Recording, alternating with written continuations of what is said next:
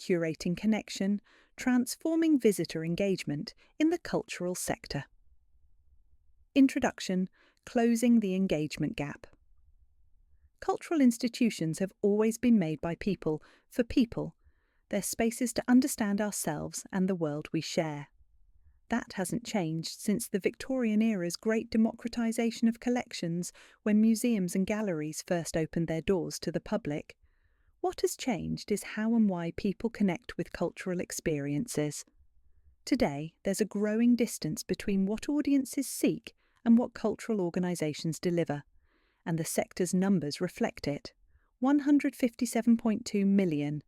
Total visits reached in 2024, up 3.4% from 2023, but remaining 8.8% below 2019 levels, ALVA 50%. Visits down compared 2023/24 to 2018/19. Museums outside London face the steepest challenge, DCMS.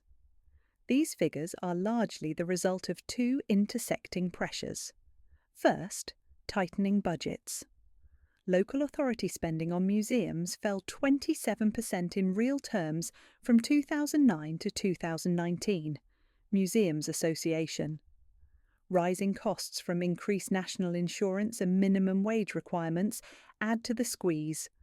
Shrinking budgets mean teams have to deliver more with less.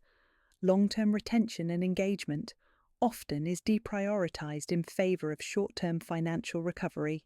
Second, rising expectations. In the past decade, technology and data have transformed how people experience culture. Audiences now have endless alternatives, streaming services like Netflix and Apple TV, immersive pop-ups, virtual art experiences, creator-led storytelling on TikTok and YouTube. For younger audiences especially, the cultural fix increasingly happens outside traditional institutions.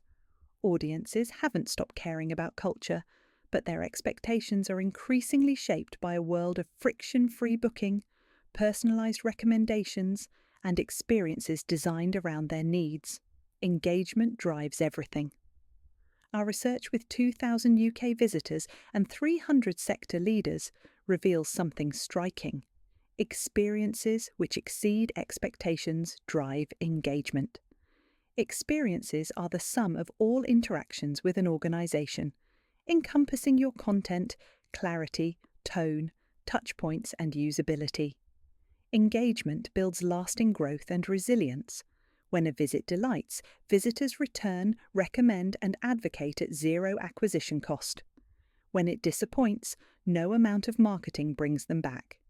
Together, recommendations and return visits account for 37% of all visits, more than search and far more than paid advertising, social media, and newsletters.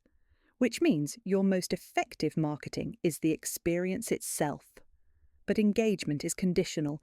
30% of visitors stay engaged after a visit, only if expectations are exceeded. When they're not, disengagement is silent. Building engagement with audiences is therefore the most important driver to restoring relevance with audiences, and in turn, bringing visitor numbers back.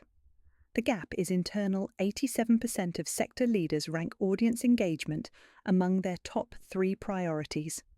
Nearly half describe themselves as very ready to evolve. The ambition is real. Yet ambition alone doesn't engage audiences. Delivery does. Doing the same things over and expecting different results won't close the gap. The visitor experience is a mirror of the internal experience. When internal operations are fragmented, external experiences feel fragmented too. When the website promises one thing but staff say another, when booking is smooth but arrival is chaotic, when emails feel generic despite multiple visits, trust breaks and engagement fades. Real change in how experiences are delivered is essential. A blueprint for change. This report is a practical guide for closing the gap. We've identified 4 transformations required to deliver the experiences audiences need. From silos to synergy, how to help teams collaborate around shared outcomes to deliver seamless experiences, from chaos to connected systems, how to transform fragmented technology into an integrated architecture where data flows and insights drive decisions. From caution to curiosity, how to build structures and frameworks for safe experimentation, from inside out to outside in, how to replace assumption-based decisions for audience-first decision-making. Each transformation includes evidence, real costs of inaction, examples from leading institutions, and practical actions you can take now, next, and in the future. Audiences are ready. The motivations are strong. The engagement engine works when experiences deliver. This report will show you exactly how to make that happen.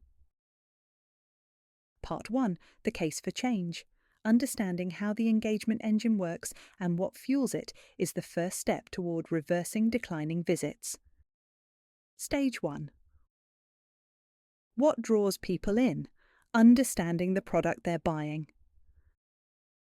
The starting point is understanding why people visit in the first place. Motivations are diverse, and they're the actual product audiences are buying when they choose you. Why people visit cultural attractions.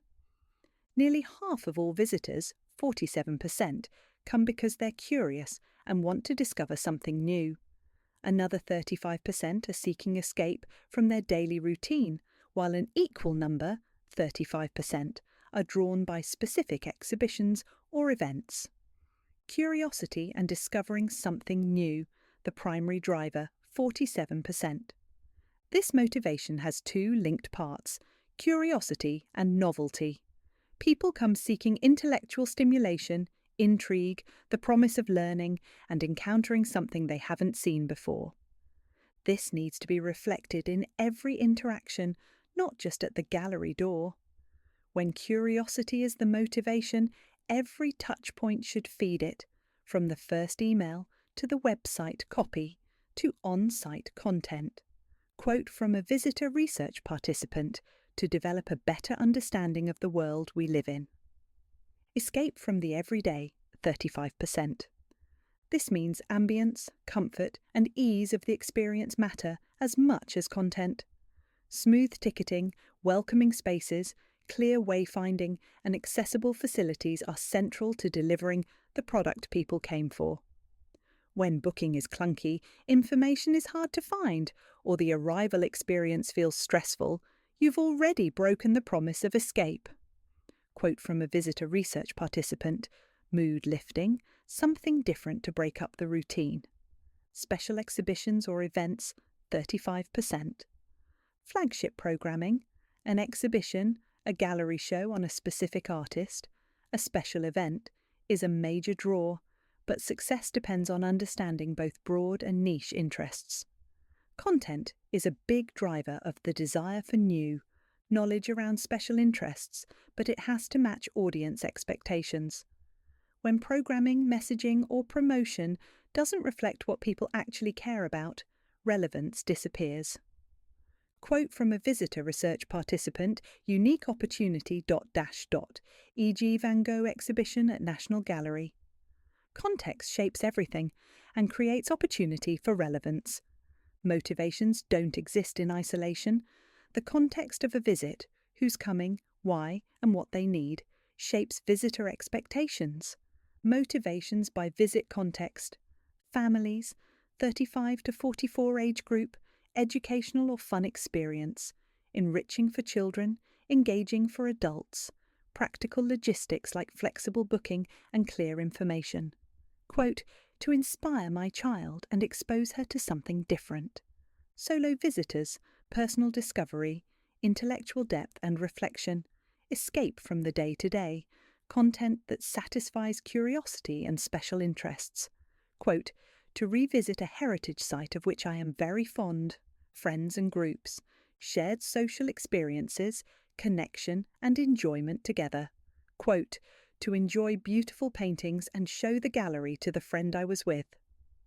The end-to-end experience, including the content, needs to be tailored to reflect both the personal motivation and the context. Stage 2. How people discover you, the power of experience. Once we understand why people visit, the next question is how they discover you. This is where the engagement engine reveals its power, how people discover cultural attractions. 1 in 5 visitors, 20%, return because they had a good experience before. Another 17% come through personal recommendations. Together, these experience-driven channels account for 37% of visits, more than search, 23%, and far more than paid advertising, 6%, social media, 8%, and newsletters, 5% combined. The experience itself is your most effective marketing. Search matters, but it's a behaviour, not a source of motivation. People search because something else, a conversation, a social post, a half-remembered visit, prompted them to look. The starting point is still the experience. The loyalty loop: what happens after a good visit? When a visit goes well, something powerful happens. Visitors don't just remember it, they act on it. What happens after a good visit? After a good visit, 40% of visitors recommend the site to friends and family. Another 20% return for another visit. Together, these create a powerful loyalty loop. Repeat visits build habits, and recommendations bring new audiences at no acquisition cost. 19% share on social media. 11% leave a positive review. This is how you do more with less. Good experiences lead to loyalty. Loyalty drives advocacy. Advocacy attracts new audiences. Those new audiences have good experiences, and the loop continues. But engagement is conditional. Only 30% of visitors stay engaged after a visit, and only if their expectations are exceeded. When expectations aren't met, disengagement is silent. Visitors rarely complain or leave bad reviews. They simply don't come back. They don't recommend you. And crucially, organisations don't see the cost until visits are already down. The hidden cost of poor experiences. When a visit disappoints, you don't just lose that person. You lose the 20% chance they'll return, the 40% chance they'll recommend you to others, the friends and family who would have visited based on their word of mouth. A poor experience doubles your replacement cost. You're now paying acquisition spend to fill both the empty seat and the seats that would have come through recommendation at zero acquisition cost. Stage 3. What makes a good experience? What actually shapes visitor expectations and determines whether a visit succeeds or fails? Audiences experience you as one organisation. Engagement is the outcome of every interaction, every decision, every touch point. When one breaks, the engine stalls. And because disengagement is silent, organisations don't realise it until visits are down. Experiences are the sum of all interactions, but not all interactions are equal. What matters most in the visitor experience? The on-site experience dominates at 87%, and within that, 53% said how they were treated by staff made the difference between a good and bad visit. 87% on-site experience, 53% staff interactions, 45% relevance of content, 39% post-booking, pre-visit planning, 39% ease of booking, 37% digital journey quality, 4% post-visit follow-up. The physical experience matters most. Staff interactions are crucial. How valued someone feels and whether they can find what they need largely determines whether they leave happy or disappointed. Staff, not stuff. People come back because of how they're treated. Bernard Donahue, Director, ALVA. But the experience starts before arrival. While on-site dominates, the full experience spans multiple touchpoints, 45% relevance of content. Does what you're offering connect to what they care about, the reasons they're visiting and the context? 39% post-booking, pre-visit planning. Are you delivering content that is tailored to personal motivations, curiosity, novelty, escape, specialist interests, before they arrive, using channels such as social, website, emails, SMS or WhatsApp? 39% ease of booking. Is the process smooth and flexible? Do you offer options for group tickets? Identify helpful add-ons based on tickets in the basket? For example, family tickets, thinking about what a family could seek from their booking experience. 37% digital journey quality. Does the website work well? Can users find what they're looking for, or is it confusing and frustrating? Post-visit communication gets disproportionate attention. Only 4% of visitors say that post-visit comms are important. But if people can't find information before they visit, if booking is clunky or if staff interactions fall flat, no amount of communications will win them back. Part 2. Transforming ambition into engagement. The paradox: strong ambition meets declining visits. The opportunity is clear: strong motivations, powerful loyalty loops, audiences ready to engage. So why are visits still 8.8% below 2019 levels? It's not for lack of ambition. Our research with 300 sector leaders shows that engagement is firmly on the agenda. 87% rank audience engagement among their top 3 organisational priorities, with nearly a third saying it's their top priority. 87% believe they know their audiences well. 47% describe themselves as very ready to evolve, with clear strategy, leadership commitment and resources in place. 49% say they're somewhat ready. They have ambition, but need stronger plans, skills, or systems. The intent is there. So why the gap between ambition and results? The problem is internal.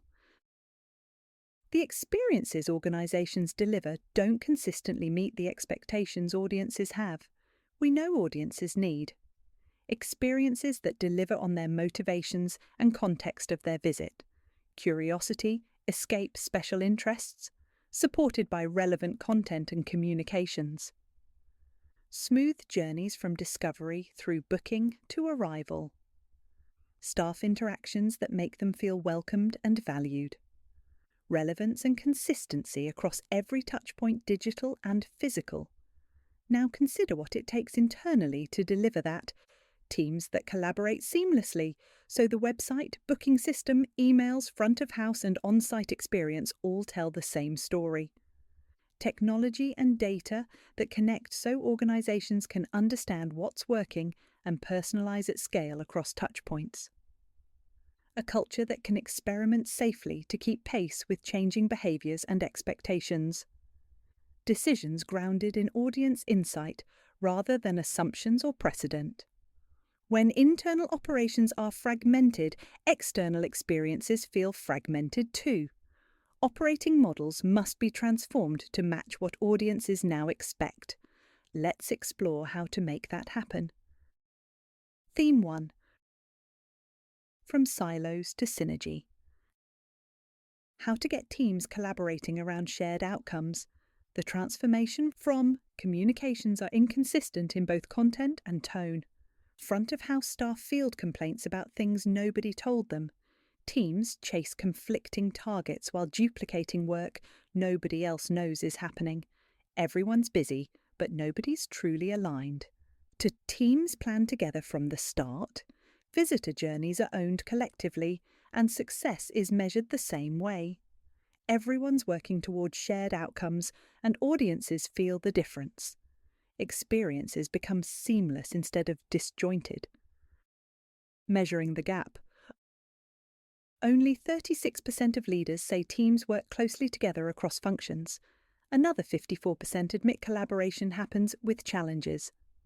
Where these silos cause friction, 21% identify silos as an explicit barrier to engagement. 26% struggle integrating new approaches into existing processes. Sequential work makes change exponentially harder.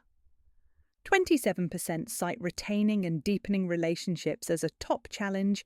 Fragmented experiences don't build loyalty. When there isn't one person taking charge of connecting it, it can take longer to gestate when multiple people feed in. Penny Hamilton, Director of Marketing and Engagement, ZSLL. Why this gap exists and what to do about it. 1. Processes built for handoffs, not collaboration. Most cultural organisations run on processes evolved over decades, rigid approval chains or vague responsibilities that scatter work across departments. It's a relay race where the baton keeps getting dropped. The cost. Visitors experience the friction in broken promises and inconsistent information. Teams waste energy firefighting preventable problems instead of delivering great experiences. What to do? Short term, 0 to 3 months. Map one priority visitor experience end to end. Choose a critical visitor journey and with a multidisciplinary group document every touch point, identifying which teams are responsible and where handoffs break down. Redesign the process with all teams in the room, not sequential briefings, but collaborative planning from the start. Owner, senior leadership sponsors, cross-functional group maps together. Success, experience map showing 3 to 5 friction points with identified problem statements and co-designed solutions. Mid-term, 3 to 12 months. Redesign planning processes to require cross-functional involvement from day one. Create regular cross-team planning sessions and quarterly experience reviews where teams share learnings and identify opportunities to improve the visitor journey. Owner, senior leadership mandates and models the new process. Success, data analysts presenting campaign planning before launch. Everyone understands their role in the visitor experience. 2. Skills trapped in silos can't become organisational capabilities. Expertise runs deep but stays trapped in silos. Each team has specialised skills, but without routines for knowledge sharing and joint planning, the organisation operates like an assembly line, handing work from one station to the next without learning compounding across teams. The cost. Insights arrive too late to be useful. The organisation works hard but doesn't get smarter. What to do? Short term, 0 to 3 months. Create one cross-functional squad for a specific challenge. Form a small team, 4 to 6 people from different departments, with one clear problem to solve. For example, how might we increase repeat visit rate, a 90-day deadline, and decision-making authority? Knowledge sharing happens through doing. Owner, leadership empowers squad and removes blockers. Success, collaboratively designed solution to test within 90 days. Team documents learnings for others. Mid-term, 3 to 12 months. Establish visible shared spaces and rhythms that make collaboration routine, not the exception. Implement shared project platforms, weekly stand-ups, and visible spaces to share challenges, learnings, and wins across departments. Owner. Operation sets up infrastructure, leaders champion, and teams maintain it. Success. Reduced. I didn't know that was happening moments. Teams proactively share knowledge. Long-term, 12+ months. Review and audit organisational structure and collaboration. Review how teams collaborate and work together to deliver outcomes. Look at opportunities to move from functional silos to cross-functional teams organised around visitor journeys rather than departmental functions. Owner, CEO/executive with board support. Success. Teams are accountable for visitor outcomes, not departmental outputs. 3. Misaligned measures create misaligned outcomes. Marketing teams are measured on acquisition to fill the funnel, and so don't consistently focus on retention or satisfaction. Front-of-house staff, who deliver the interactions that determine whether visitors return, are measured on operational efficiency, not engagement outcomes. The cost. The loyalty loop breaks, forcing the organisation to spend more replacing visitors who should have returned naturally. What to do? Midterm, 3 to 12 months. Define 2 to 3 shared organisational outcomes that every team rallies around. For example, repeat visit rate, visitor satisfaction score, or proportion of audiences recommending to friends and family. Consistently make them part of every team's measures and ensure the data to track progress is accessible to all. Owner. Executive team defines outcomes with input from all departments. Success. Teams understand their contribution to shared goals and begin optimizing decisions around them. Long term, 12 plus months. Restructure measurement systems so all teams are measured on their contribution to visitor outcomes, not just their departmental outputs. Primary metrics become audience outcomes, repeat visit rate, recommendation, satisfaction. Secondary metrics are operational enablers. This makes visitor first thinking automatic rather than aspirational. Owner, CEO/executive with board approval. Success. Teams naturally optimise for audience needs because that's how performance is measured. Resource allocation decisions start with visitor impact. What good looks like. The Tank Museum. The Tank Museum's digital transformation shows what happens when collaboration becomes the operating model. The shift.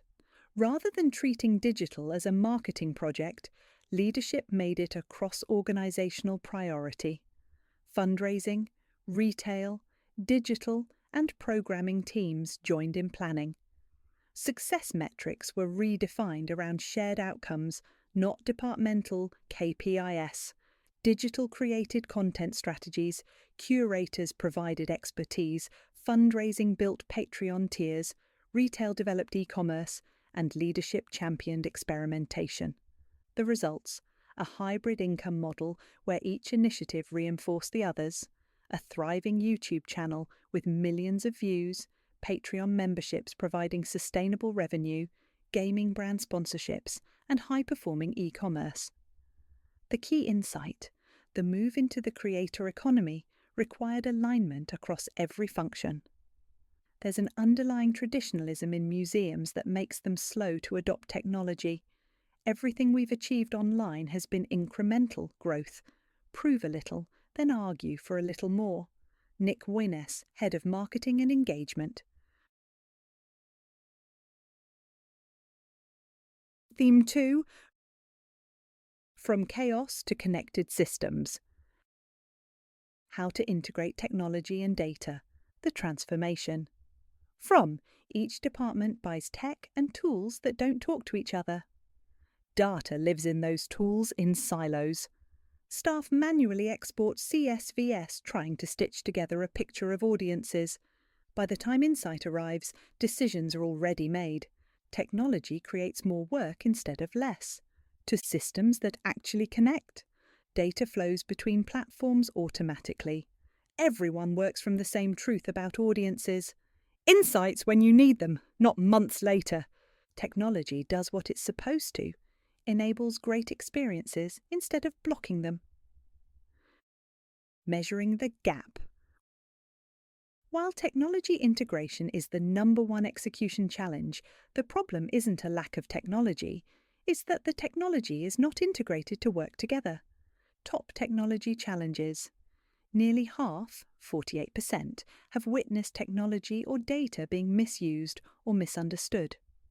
Almost 1 in 3, 31%, cite integration as the biggest barrier, while a quarter, 25%, struggle with disconnected data, and 23% are held back by outdated systems. 48% have seen tech/AI/data misused or misunderstood. 31%. Integrating new technologies and tools, 26% identifying and integrating new technologies and tools. 26% pace of digital and technology change. 25% incomplete or disconnected data. 23% outdated or incompatible systems and tools. The root cause of tech problems is organisational. What looks right at the start can create bigger issues later. Our new ticketing unified sales but created fresh challenges.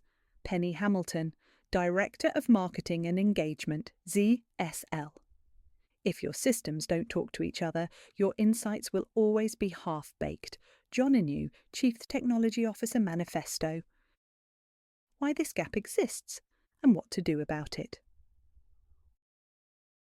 1. Technology decisions made in isolation.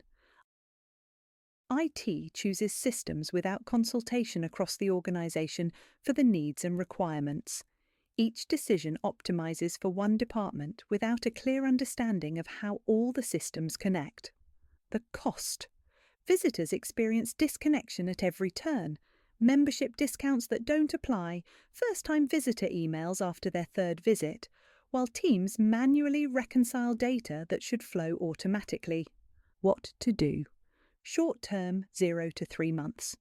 Audit your customer-facing technology stack.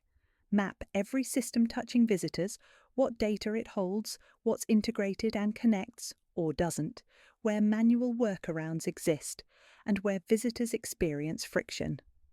This audit forms the foundation for all subsequent technology decisions. Owner. IT/digital leads with audience-facing teams. Success. Visual map showing current state with pain points and integration opportunities, producing a clear roadmap for action. Midterm, 3 to 12 months.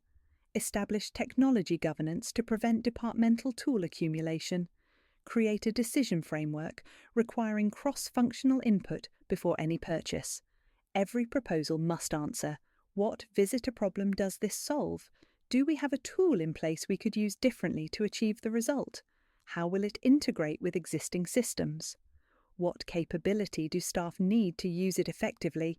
Who owns it long term? Make integration a requirement, not an afterthought. Owner, CTO/IT. Director chairs, cross-functional steering group. Success, no tool duplication. Every technology decision is evaluated against organisational strategy and visitor needs. Long-term, 12+ months, embed technology into strategy. The technology roadmap should enable your organisational strategy and align with audience priorities. Investment cases must demonstrate visitor impact, and success metrics should include engagement outcomes, not just implementation milestones.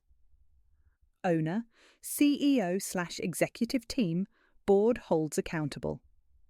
Success. Technology decisions consistently centre on solving visitor problems rather than departmental convenience. The biggest blocker isn't insight, it's silos. Fundraising buys a new CRM, comms buy another, and suddenly you've got 5 different truths about the same visitor. John Enu, Chief Technology Officer, Manifesto. 2. Disconnected systems trap insights in manual workflows. When systems don't talk to each other, insights teams spend weeks manually stitching together reports from multiple platforms. By the time analysis is ready, campaigns have finished and opportunities to optimize have passed. Organizations can't activate data in real time, forcing teams to make decisions based on instinct or last year's playbook. Disparate data sources don't talk to each other. You end up with reports that never add up to a single story. Josephine Shunter, Director of Audiences, Design Museum. The cost. Nobody can answer basic questions like, how many times has this person visited? Because the answer lives in 3 different places, undermining trust in data and leaving powerful marketing technology sitting idle. What to do? Short term, 0 to 3 months. Fix one high-impact integration. Choose one integration causing the most friction and begin the solution in 90 days.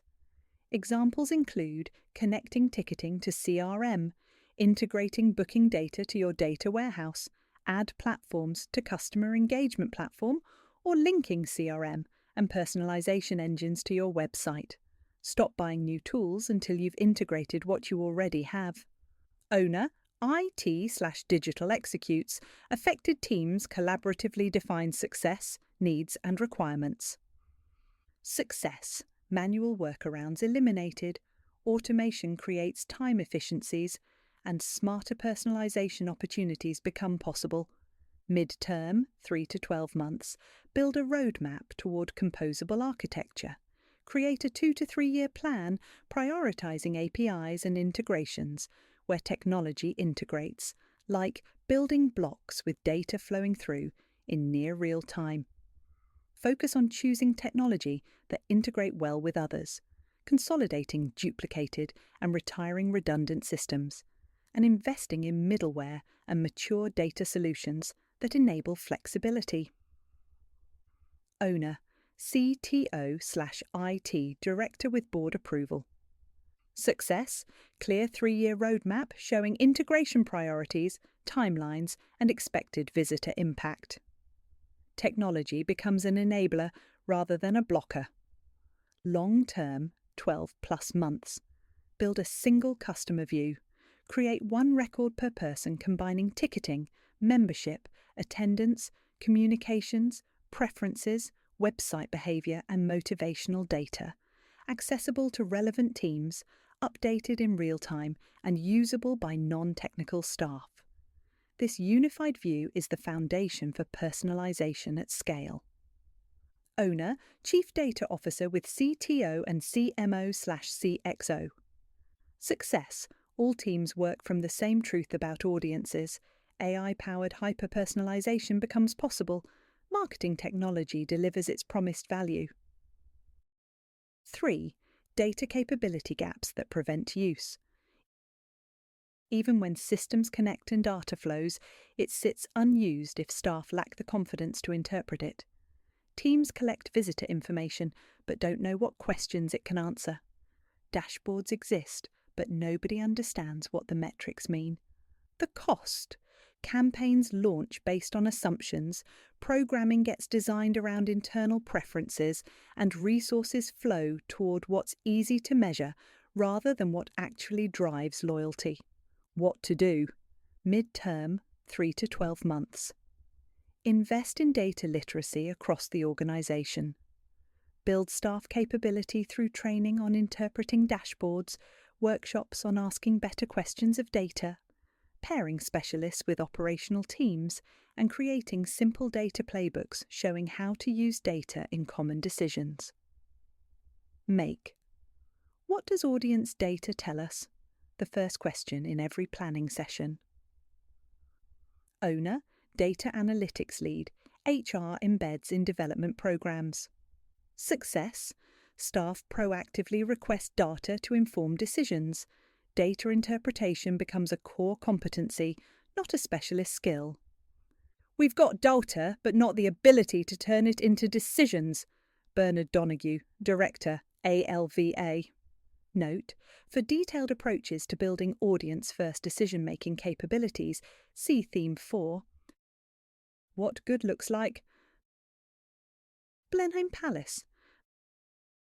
Blenheim Palace demonstrates what's possible when technology is implemented strategically to make data-driven decisions, with clear governance and staff capability to extract value. The Shift. Through a 32-month knowledge transfer partnership with Oxford Brookes University, Blenheim developed a smart visitor system, VMS, powered by sensors and predictive AI, tracking ticketing, retail, catering demand, and footfall. The What's Open, when app provides staff with real-time visibility to make informed decisions. But technology alone wasn't the answer. It required staff training to interpret data, process changes to base decisions on insight rather than habit, and governance ensuring AI enhanced human judgment instead of replacing it. The results: 98% accuracy, predicting visitor numbers, staffing needs, facilities demand, and catering days in advance. Proactive operations. Staff adjust before bottlenecks occur. Better visitor experience through reduced queues and optimised flow. Resource efficiency from right-sized staffing based on predicted demand. The key insight: Success came from building capability alongside infrastructure. Staff trained to understand data, trust predictions, and make informed decisions combining insight with experience. Theme 3. Theme 3. From caution to curiosity. How to build a culture of safe experimentation. The transformation. From good ideas stuck in pilot mode forever, struggling to scale. Nothing moves without overwhelming proof. Ideas are copied from other institutions. Failure feels like a career risk. Everyone waits for someone else to go first. Meanwhile, audience behaviours shift and you're still waiting for board approval. To clear guardrails that tell staff what they can test without requiring permission. Learning from failure is celebrated as much as success. Experimentation driven by curiosity leads to interesting and unexpected outcomes for audiences. Testing becomes how you work, not a special project. You adapt to audience needs in real time instead of years behind everyone else. Measuring the gap. The paradox is stark. Leaders know innovation matters, but cultural barriers mean they struggle to enable it. The innovation gap. 3 in 10 leaders, 30%, say innovation culture defines success, and 28% identify testing as essential. Yet more than half, 56%, won't change without overwhelming proof, and a third, 32%, only act after others take the risk. What leaders value. 30% culture of innovation and experimentation. Number 1 trait of high-performing organisations. 28% testing and iteration as a future priority. How organisations actually behave. 56% avoid change without overwhelming evidence. 25% only act after others prove success. 32% risk aversion as a barrier. Boards often want 10 out of 10 consensus before moving. That holds organisations back. Attractions are stuck in pilot mode, not for lack of ideas, but for lack of trust. Bernard Donahue, Director, ALVA.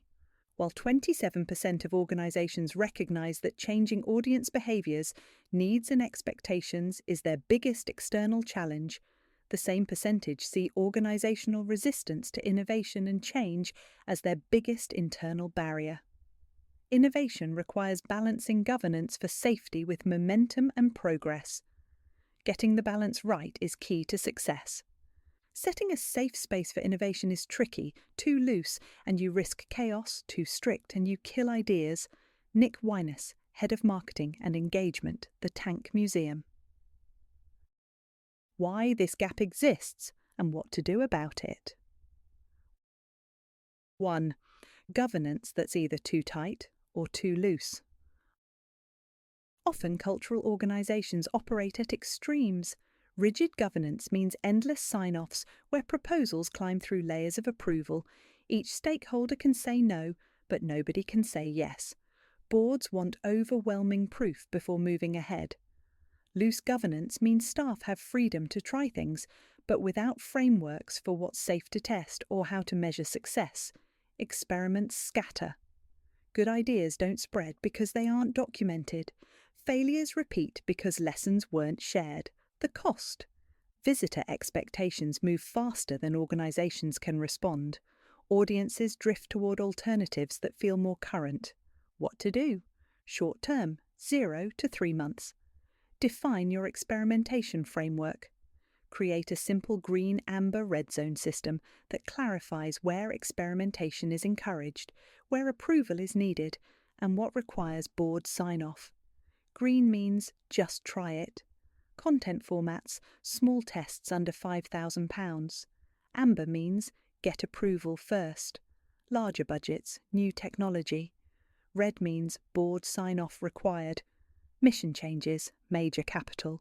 Make it visual, train everyone on it, and enforce it consistently.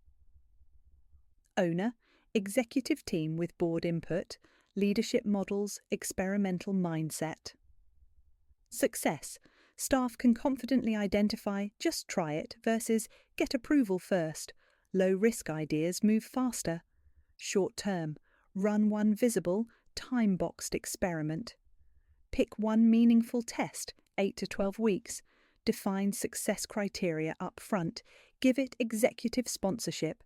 And commit to documenting and sharing learning regardless of outcome. This signals that experimentation is safe and valued. Owner. Executive sponsor removes blockers. Multidisciplinary team runs test. Success. Learning shared across organisation. Staff see testing is safe and that both success and failure are valued. Midterm. 3 to 12 months. Implement a risk-reward framework to support decision-making. For higher-risk initiatives, require proposals to detail identified risks and mitigation strategies using data to quantify potential reward. Define RACI, responsible, accountable, consulted, informed, as a tool to manage stakeholders and clarify who makes decisions versus who provides input. Owner. Executive team establishes framework, teams apply it. Success. Higher risk decisions move faster with appropriate rigour. Stakeholder confusion eliminated.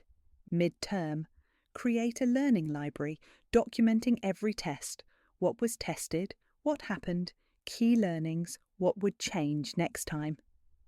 Use AI tools to make documents searchable and accessible across the organisation, ensuring democratic access to learning. Owner, innovation, lead curates, all teams contribute. Success, teams check the library before testing, learnings compound rather than repeating mistakes. Mid-term, establish regular innovation showcases, create quarterly forums where teams share experiments, what they tried, what they learned, what's next. Give equal time to successes and valuable failures to normalise learning from both owner, executive team sponsors and attends. Success. Innovation becomes visible. Cross-pollination happens. Psychological safety strengthens. Long-term, 12+ months. Make innovation capability a leadership requirement. Embed innovation mindset into hiring, evaluation, and promotion criteria. Assess. Do they model experimentation? Can they lead teams without fear? Do they create psychological safety? Do they remove barriers or create them? Owner, CEO and board, HR integrates into talent processes. Success. Risk-averse behaviour becomes a development need rather than an accepted norm. Long-term, move to continuous improvement as your operating model. Embed testing into how every team works. Marketing tests formats quarterly. Programming experiments within exhibitions. Operations continuously tests journey improvements. Digital runs routine A/B tests. Experimentation becomes how we work, not a special project. Owner. Executive team redefines expectations and models behaviour.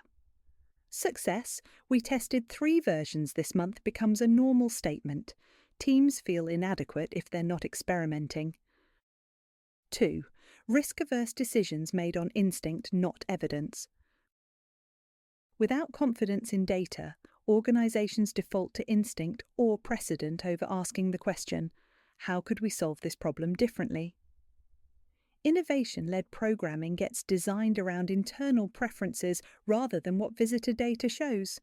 Our research revealed that 32% of cultural organisations make decisions based on what other organisations are doing rather than what their data indicates, while only 29% report that their teams are empowered to take initiative. When organisations follow peers rather than insights and team members lack incentives to take risks or innovate, the result is homogenised experiences that are indistinguishable to visitors. The cost. Resources pour into activities that sound good but don't move engagement, while audiences seeking curiosity, novelty, and escape find those needs met elsewhere. What to do? Midterm, 3 to 12 months. Build staff capability for data-informed experimentation. Develop skills through training on experimental design, workshops distinguishing good enough data from perfect data, and clear AI and digital playbooks that provide guardrails. Create simple frameworks showing how to design tests with clear metrics and interpret results. Owner, Data Analytics, lead builds programs. Senior leadership rationalizes decision-making with shared evidence. Success. Teams design tests with clear metrics and interpret results independently. What does the data suggest? Becomes the starting question. Note: for comprehensive guidance on building audience-first decision-making capabilities and data literacy, see Theme 2 for data infrastructure and capability, and Theme 4 for audience-first decision frameworks. What good looks like? Manchester Museum. Manchester Museum offers a blueprint for innovation-supportive culture when leadership makes bold choices and empowers staff to experiment. The shift. The museum's 2023 transformation was a cultural reset built on inclusion, empathy, and partnership. Rather than curators dictating stories alone, the museum decentralized authority, empowered staff to co-create with communities, and signalled that mission and values outweighed fear of criticism. This meant taking risks many boards would block, becoming the first UK institution to repatriate artefacts, returning 174 objects to the Anindiliakwa people of Australia. Creating the UK's first permanent gallery co-curated with diaspora communities, South Asia Gallery, and empowering staff at all levels to make decisions aligned with values. The results. Named European Museum of the Year 2025. Praised for its visionary role in redefining what a museum can be. Demonstrated a new model for how institutions can lead with values, share authority and innovate boldly. Proved that mission-led innovation attracts audiences by being genuinely different and authentic.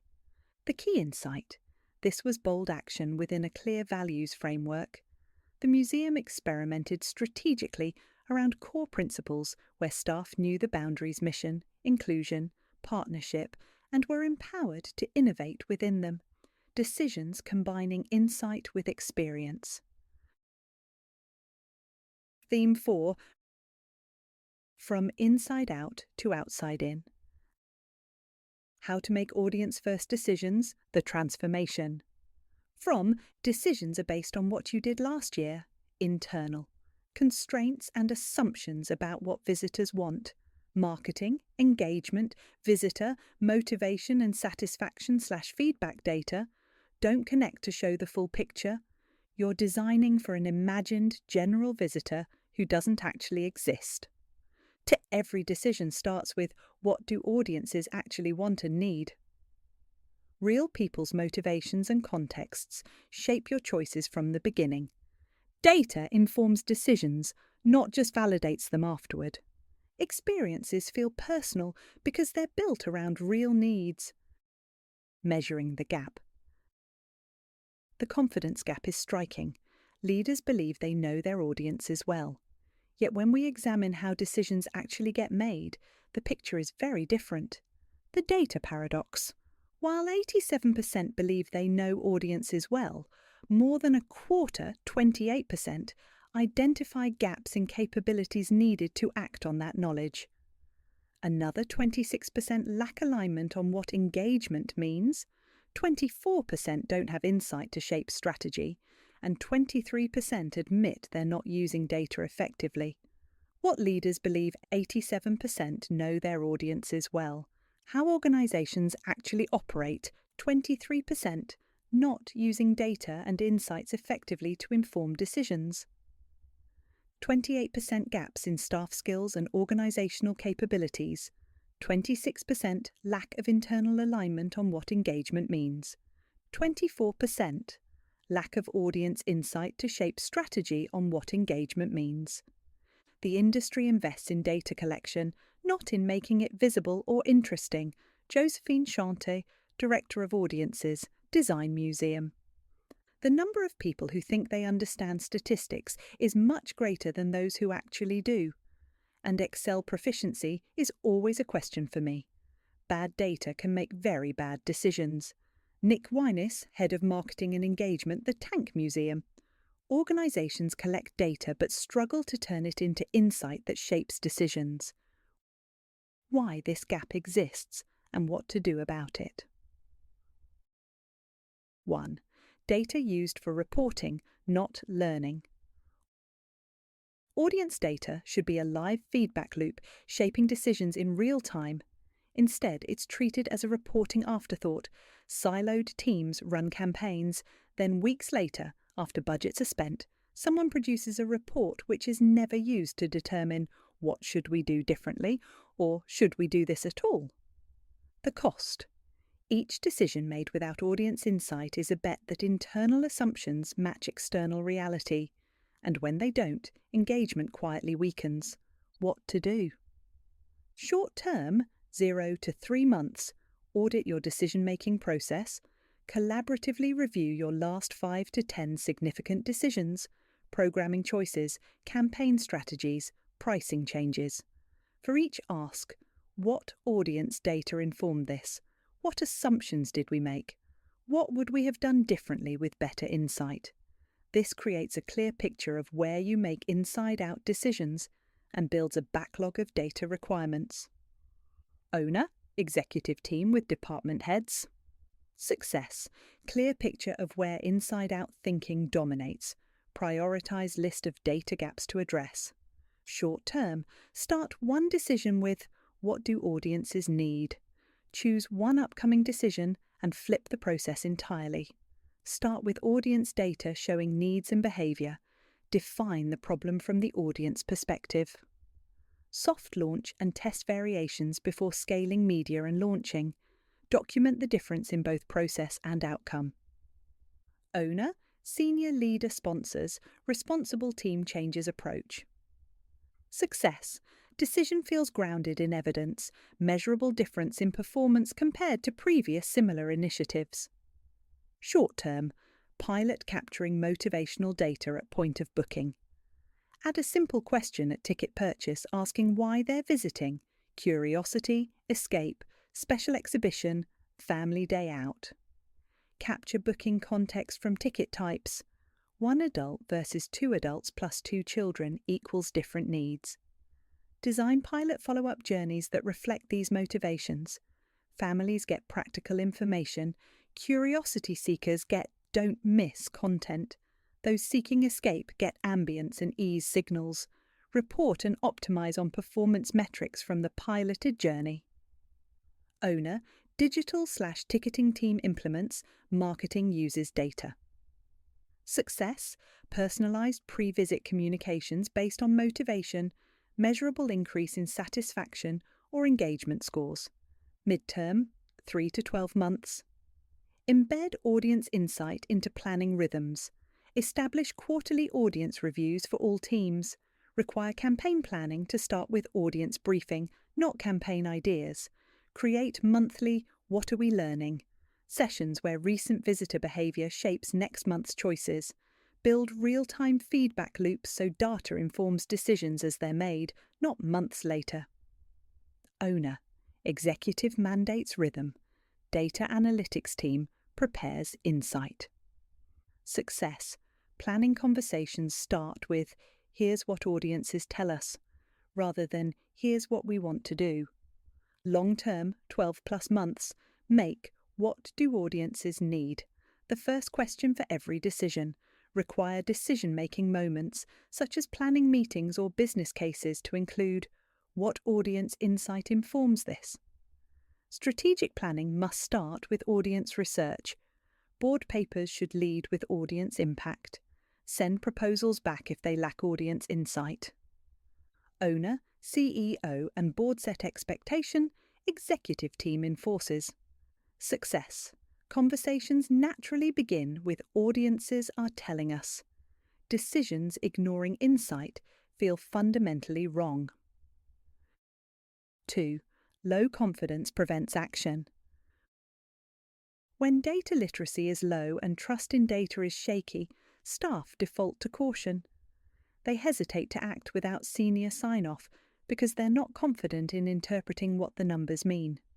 They focus on outputs they can easily measure: attendance, email open rates, social media followers, even when these don't indicate loyalty or relevance.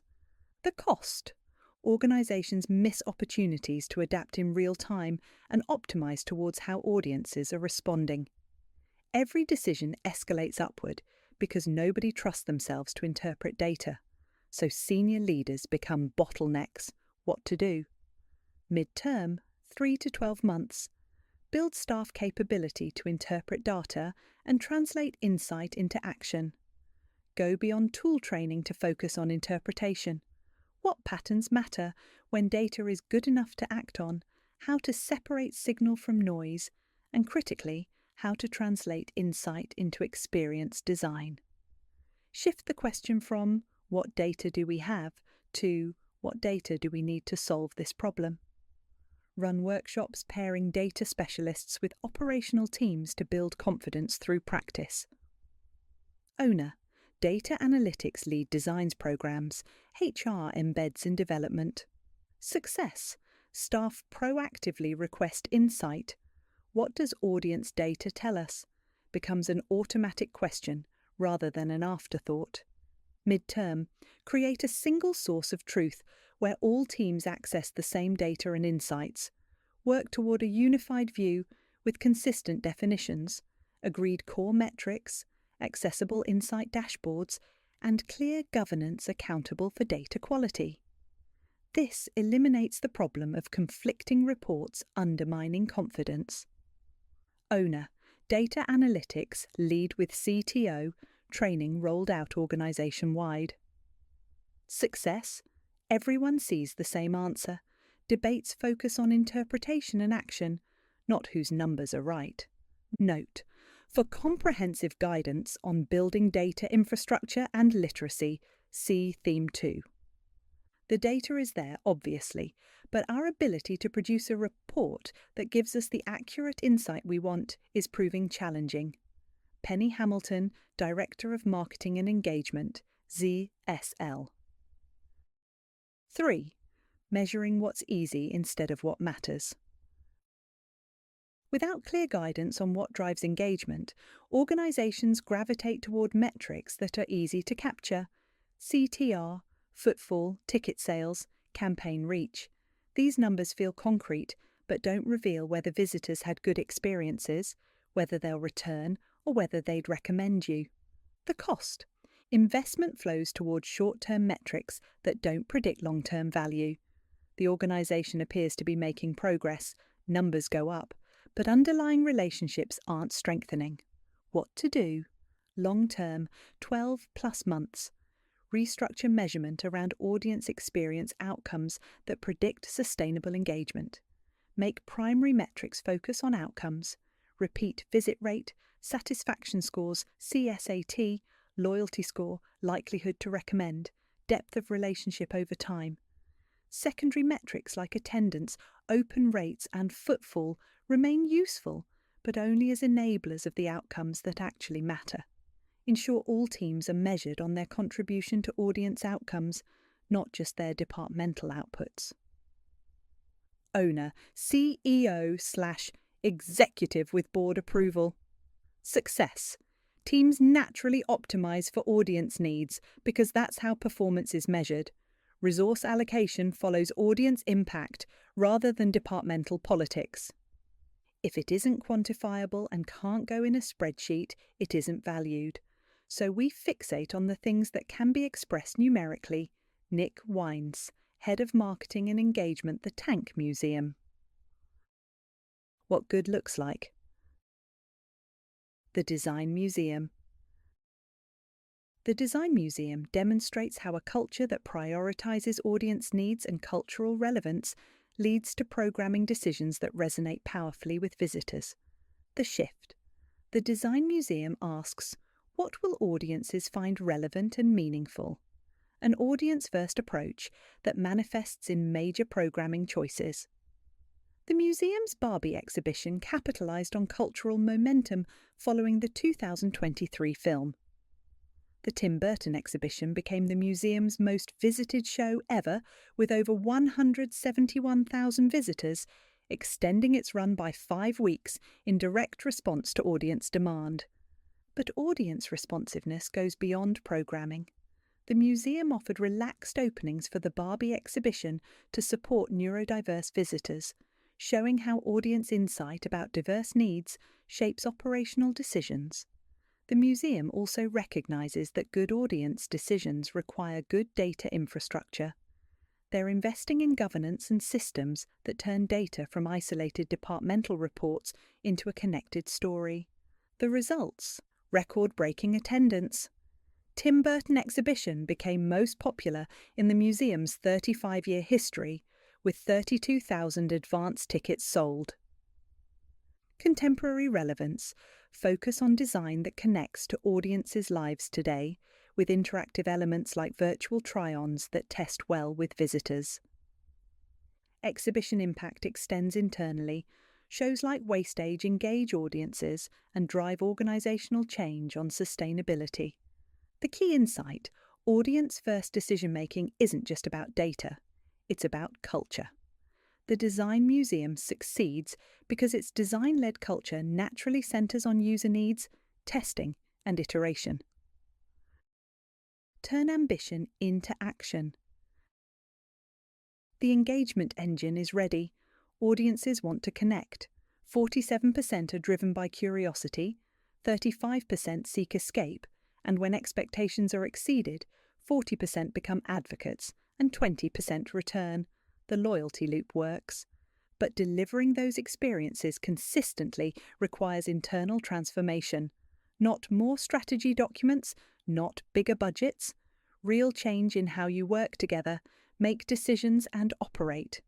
If teams work in silos, if technology doesn't connect, if innovation gets stuck in approval chains, and if decisions rest on assumptions rather than insight, audiences feel it. Confusing websites, generic emails, and inconsistent staff interactions. Every broken link is a signal that you don't truly see them. They drift away silently, taking both their loyalty and their recommendations with them. The path forward is clear. Silos to synergy. Align teams around shared outcomes so experiences feel seamless. Chaos into connected systems. Make technology and data work together so insight informs decisions. Caution to curiosity. Build frameworks that make safe experimentation routine. Inside out to outside in, ground every decision in what audiences actually need. These aren't separate initiatives. They overlap and reinforce each other. Collaboration requires connected data. Experimentation needs cross-functional teams. Audience-first decisions demand both capability and courage. As Manchester Museum, Blenheim Palace, the Tank Museum and the Design Museum have shown us, the organisations thriving now aren't waiting for perfect conditions. They're taking action. Start with one journey. Fix one integration. Run one test. Make one decision based entirely on audience data. Build momentum through doing, not planning. One intentional step at a time. Enlisting the support of a dedicated customer experience and engagement partner is a great way to get moving. If you need help implementing any of the recommendations in this report, get in touch. hello@manifesto.co.uk. Our research. Sector research was commissioned by Manifesto and Renegade Media Limited and conducted by Census-Wide. Census-Wide abides by and employs members of the Market Research Society, which is based on the SMR principles, and are members of the British Polling Council. Sample: 302 respondents from cultural or tourism attractions and/or membership organisations between 19th August and 26th August 2025. Consumer research was conducted by YouGov from a sample of 2,000 respondents across the UK between 2nd September and 9th September 2025. Contributors. We conducted interviews with senior leaders across the attractions and membership organisation sector. Their perspectives reflect the lived reality of navigating change, balancing mission with money, and reimagining engagement for the next decade. Penny Hamilton, Director of Marketing and Engagement, Zoological Society of London, ZSL, leads marketing and engagement for one of the UK's oldest conservation charities, bringing a dual perspective of audience growth and mission delivery. Bernard Donoghue, OBE, Director, Association of Leading Visitor Attractions, ALVA. For over a decade, the voice of the UK's visitor attraction sector, advising the government and representing over 2,200 leading attractions. Josephine Shanter, Director of Audiences, Design Museum, responsible for audience strategy at one of the world's leading design institutions, championing data, governance, and cultural innovation. Nick Wyness, Head of Marketing and Engagement, the Tank Museum, leads digital transformation and brand building for one of the UK's most innovative museums, pioneering online engagement and creator-led income streams.